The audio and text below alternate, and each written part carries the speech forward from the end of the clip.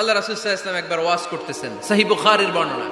আল্লাহর হাবিব সাল্লাল্লাহু আলাইহি ওয়াসাল্লাম বললেন, ইন্না মিনাশ শাজারি শাজারা, এক ধরনের গাছ আছে, লা ইয়াসকুতু ওয়ারাকুহা, যেই গাছের পাতা কোনোদিন ঝরে না, পাতা পড়ে না, একটা গাছ আছে।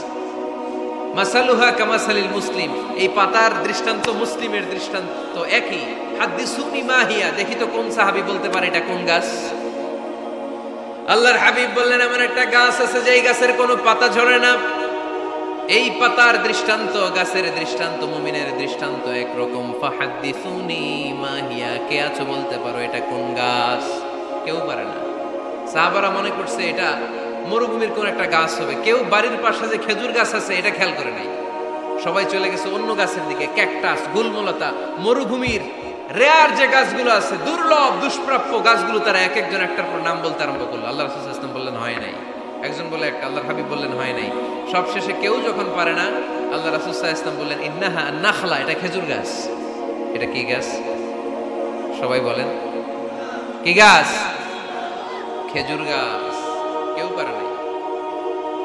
ওয়াজ শেষ, নাসিহত শেষ, সবাই বাড়ি ফিরে যাচ্ছে।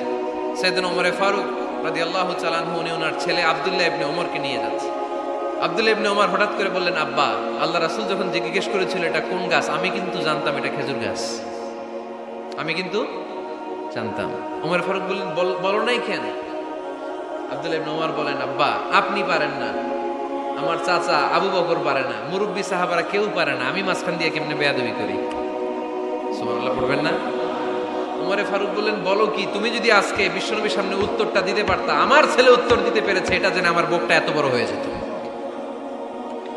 ও আব্দুল্লাহ, কেন তুমি বললা না? আজকে কেউ প্রশ্নের উত্তর করতে পারে নাই, তুমি যদি বিশ্বনবীর সামনে দাঁড়িয়ে প্রশ্নের উত্তর করতে পারতা, আমার বুকটা এত বড় হয়ে যেত। কেন বললা না? তুমি বললে আমি বড্ড খুশি হয়ে যেতাম। সুবহানাল্লাহ পড়েন। তার মানে মাঝে মাঝে জুনিয়ররা সিনিয়রদেরকেও হার মানায় দেয়, এরকম আছে না নাই? এজন্য পরামর্শ করবেন, অবশ্যই পরামর্শ করবেন।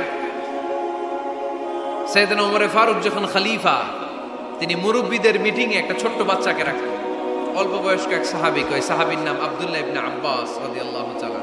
মুরব্বীরা মনে কষ্ট পেলেন, কিরে, এই ছেলের সমান নাতি আছে আমার ঘরে, আমার নাতি আছে, এই ছেলের সমান, এই ছেলেকে কেন রাখে?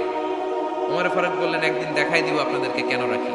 ওমর ফারুক একদিন সবাইকে বললেন, ইদা জাআ নাসরুল্লাহি ওয়াল ফাতহ ওয়া রাআইতান নাস ইয়াদখুলুনা ফি দীনিল্লাহি আফওয়াজা, এটা কোন প্রেক্ষাপটে নাজিল হয়েছে আপনারা কে জানেন বলেন তো? এক সাহাবী বললেন, এই সূরা দ্বারা বোঝানো হয়েছে আমাদের যখন বিজয় অর্জিত হবে তখন যেন আমরা বেশি বেশি আল্লাহর প্রশংসা করি। ওমর ফারুক বললেন, উত্তর হয় নাই। আরেক বয়স্ক সাহাবী বললেন, আমাদের রব্বুল আলামিন বড় বড় শহর বিজয়ের ব্যাপারে আদেশ দিয়েছে, এই সূরা দ্বারা আমি এটা বুঝেছি। ওমর ফারুক বললেন, হয় নাই। কেউ যখন উত্তর করতে পারে নাই, ওমর ফারুক বললেন, ও আব্দুল্লাহ ইবনে আব্বাস, তুমি এই সূরার ব্যাপারে কি জানো? আব্দুল্লাহ ইবনে আব্বাস বলেন, হুয়া আজালু রাসূলিল্লাহ, এই সূরা দ্বারা বিশ্ব নবীর আগাম মৃত্যুকে বোঝানো হয়েছে। ইদা জাআ নাসরুল্লাহি ওয়াল ফাতহ, নবী হে, যখন বিজয় আসবে, আল্লাহর পক্ষ থেকে সাহায্য আসবে, ওয়া রাআইতান নাসা ইয়াদখুলুনা ফি দীনিল্লাহি আফওয়াজা, আপনি দেখবেন দলে দলে বানের পানির মতো লোকজন কালিমার ছাতার নিচে প্রবেশ করতেছে। তো সবাই যখন কালিমা পড়ে মুসলমান হয়ে যাবে, সবাইকে মুসলমান বানানোই ছিল বিশ্বনবীর মিশন। মিশন যখন কমপ্লিট, নবী থাকার পৃথিবীতে আর দরকার নাই। এই সূরা দ্বারা আল্লাহ বুঝিয়েছেন বিশ্বনবী পৃথিবীতে আর বেশি দিন বেঁচে নাই। চিল্লায় বলেন ঠিক কিনা? ওমর ফারুক ডেকে বললেন, আব্দুল্লাহ, মারহাবা, মারহাবান বিকা ইয়া আব্দুল্লাহ ইবনে আব্বাস। ও আব্দুল্লাহ ইবনে আব্বাস, মাশাআল্লাহ তাবারাকাল্লাহ, কেউ সঠিক উত্তর না দিতে পারলেও তুমি সঠিক উত্তর দিয়েছো। তুমি এই সূরার ব্যাপারে যতটুকু জানো আমিও জানি ততটুকু। পড়েন সুবহানাল্লাহ। তুমি সঠিক উত্তর দিয়েছো। এই হাদিসগুলো প্রমাণ করে মাঝে মাঝে জুনিয়ররা সিনিয়রদেরকেও হারিয়ে দেয়। চিল্লায় বলেন ঠিক কিনা? এজন্য মাঝে মাঝে বাচ্চা ছেলেদেরও পরামর্শের দরকার আছে না নাই? ঘরে সুখ নাই, শান্তি নাই, কারণ পরামর্শ করেন না তো। আব্বা আম্মার পরামর্শ নেন, স্ত্রীদের পরামর্শ নেন, ছেলে মেয়েদের পরামর্শ নেন। গুরুত্বপূর্ণ সিদ্ধান্ত নেওয়ার আগে পরামর্শ করে সিদ্ধান্তগুলো নেওয়ার দরকার আছে না নাই? পরামর্শ করে ফ্যামিলি মিটিং এ যদি আমরা সিদ্ধান্ত নেই, ওই সিদ্ধান্তে বরকত দিবে কে? আওয়াজ করে বলেন, ওই ঘরটারে বরকতময় করে কে? কয়টা গেল? 7টা। 8 নাম্বার হচ্ছে, প্রত্যেকটা ঘরে এক একটা পারিবারিক পাঠাগার গড়া চাই, ফ্যামিলি লাইব্রেরি। কার কার ঘরে পারিবারিক পাঠাগার আছে দেখি সুজানগরে? মাশাআল্লাহ, মাশাআল্লাহ পড়েন, আওয়াজ করে পড়েন মারহাবা। যাদের ঘরে নাই তাদের ঘরে একটা পাঠাগারের দরকার আছে না নাই? একটা শোকেস বানাবেন, ওখানে ইসলামী বইগুলো রাখবেন, ইসলামী সাহিত্যগুলো রাখবেন, তাফসিরগুলো রাখবেন, হাদিসের বইগুলো রাখবেন। একটা পারিবারিক পাঠাগারের দরকার আছে না নাই? কোরআনের প্রথম আয়াত হয়েছে পড়ো। কোরআনের প্রথম আয়াত কি? আল কোরআনের প্রথম বাণী পড়ো, আল হাদিসে নবীর কথা পড়ো। আল কোরআনের প্রথম বাণী পড়ো, আল হাদিসে নবীর কথা পড়ো। পড়ে পড়ে শেখো, শিখে শিখে তুমি তোমার নিজের জীবন গড়ো। পড়েন আমিন। কোরআনের প্রথম কথা কি? ইকরা, পড়ো। কোরআনের প্রথম কথা কি? ইকরা বিসমি রাব্বিকাল্লাযী খালাক, খালাকাল ইনসানা মিন আলাক। ইকরা ওয়া রাব্বুকাল আকরাম আল্লাযী আল্লামা বিল কলম, আল্লামাল ইনসানা মা লাম ইয়ালাম। পড়েন সুবহানাল্লাহ। পড়ো তোমার প্রভুর নামে যিনি তোমায় শিখিয়েছেন। Read in the name of your Lord who has created. পড়ো, পড়ার কোনো বিকল্প নাই, আপনার পড়তেই হবে। বেঁচে আছেন পড়েন, সুস্থ তো পড়েন, অসুস্থ পড়েন, মরে যাচ্ছেন তখনও পড়েন, পড়তে পড়তে মরেন। ও মিয়া, মরার সময় পড়ার দরকার আছে না নাই? মরার সময় পড়বেন লা ইলাহা ইল্লাল্লাহ মুহাম্মাদুর, এটা না পড়লে হবে? তার মানে মরার সময়ও পড়তে হবে। চিল্লায় বলেন ঠিক কিনা?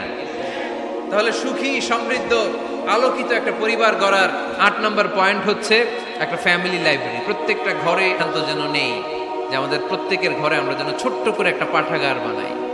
ওখানে যেন বিভিন্ন ধরনের বই, বিভিন্ন ধরনের বইয়ের কালেকশন রাখি। বই কিনুন, বই পড়ুন, প্রিয়জনকে বই উপহার দিন। বই কিনে কেউ কোনোদিন দেউলিয়া হয় নাই, ঠিক কিনা?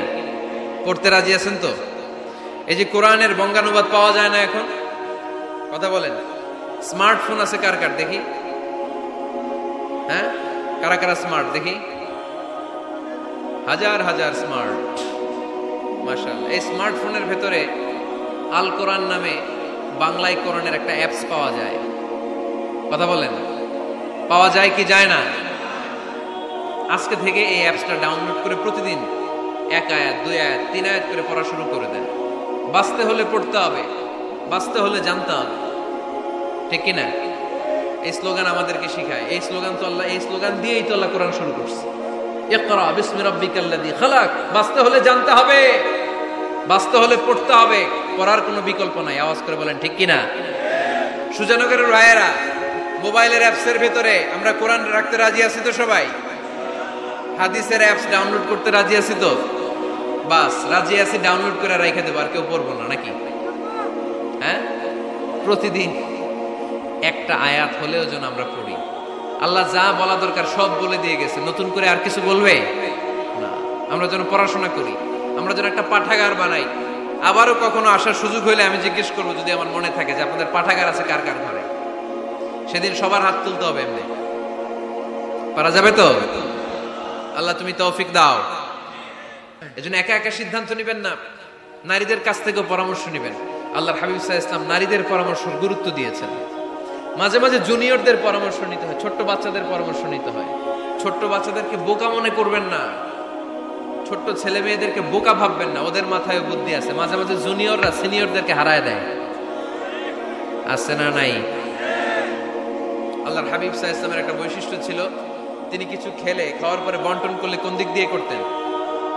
আওয়াজ করে বলেন না। ডান দিক থেকে।